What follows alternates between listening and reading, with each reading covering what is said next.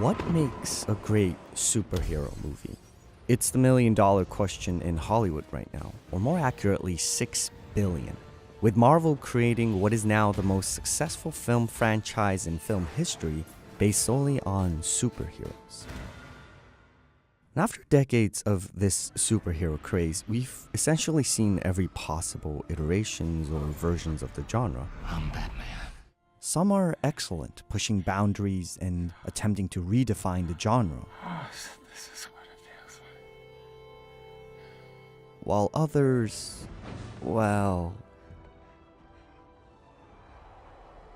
Marvel and DC movies can be fun and enjoyable, but there's one film that really exemplifies a great superhero movie. Let's go all the way back to 1999, the year Wachowskis released their cyberpunk masterpiece, The Matrix.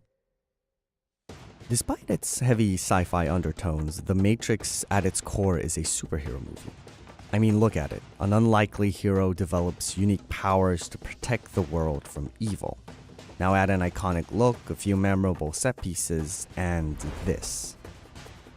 That's right. Marvel and DC have The Matrix to thank for this iconic three-point hero landing that has become the staple of the genre. Put all of this together and you've got the classic formula for a superhero film.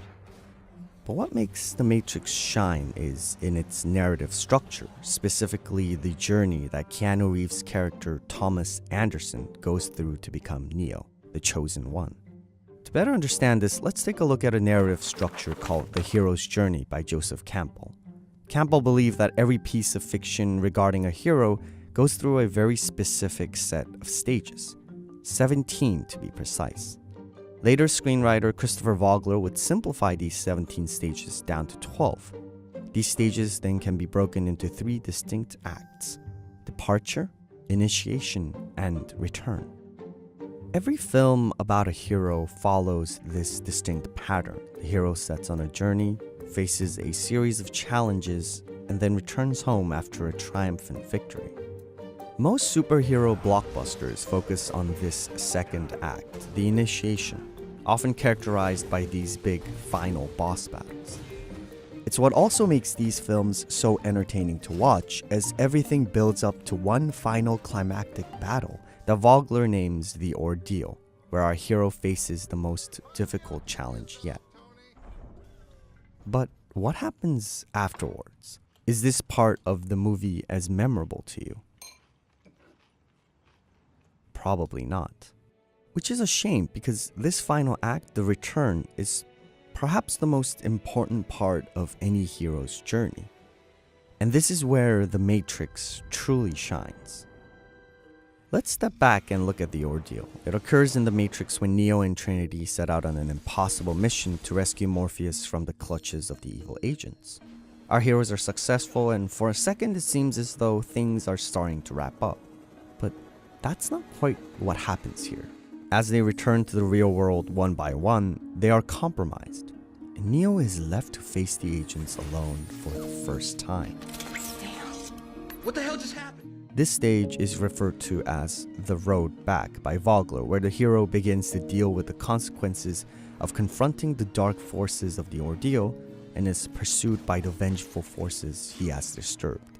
And that's exactly what happens, a chase between Neo and the agents as he searches for a way back. Neo is eventually cornered, and then something truly unique happens.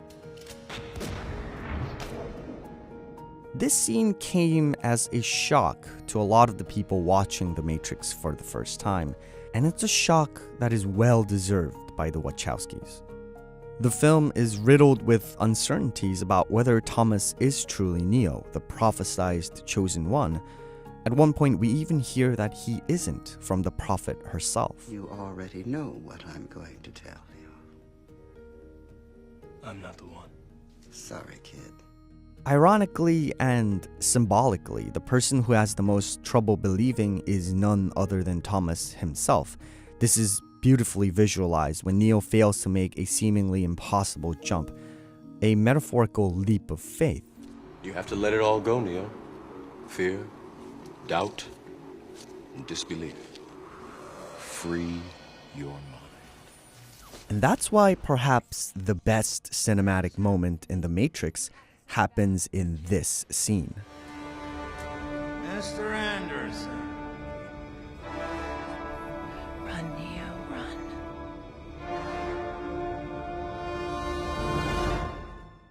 How do you visualize faith? To the Wachowskis, that answer is choice. Upon further viewing, it's surprising to see just how many times choices are visualized throughout the film. But it asks the same question every time. Do you choose to escape and avoid the harsh reality of truth, or do you choose to confront and believe it? When all odds are against Thomas, he chooses to believe in himself. What is he doing?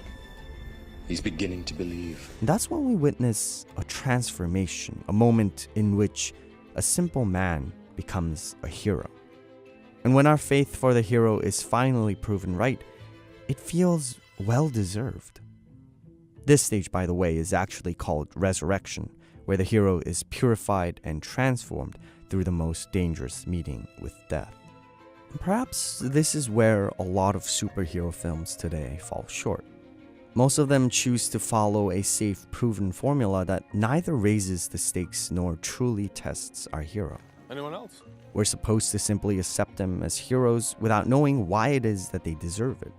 It makes for an easy viewing, but also a highly predictable one. There are, of course, a few exceptions, most notably in films like The Dark Knight or recently Black Panther. But it seems that many still fail to understand why it is that we love superheroes so much. As much as we love watching our heroes fight and win, it's the side of them that makes them human, their vulnerability, but still the willingness to fight against all odds that keeps us coming back. Because it's only after moments like these, after a truly harrowing journey,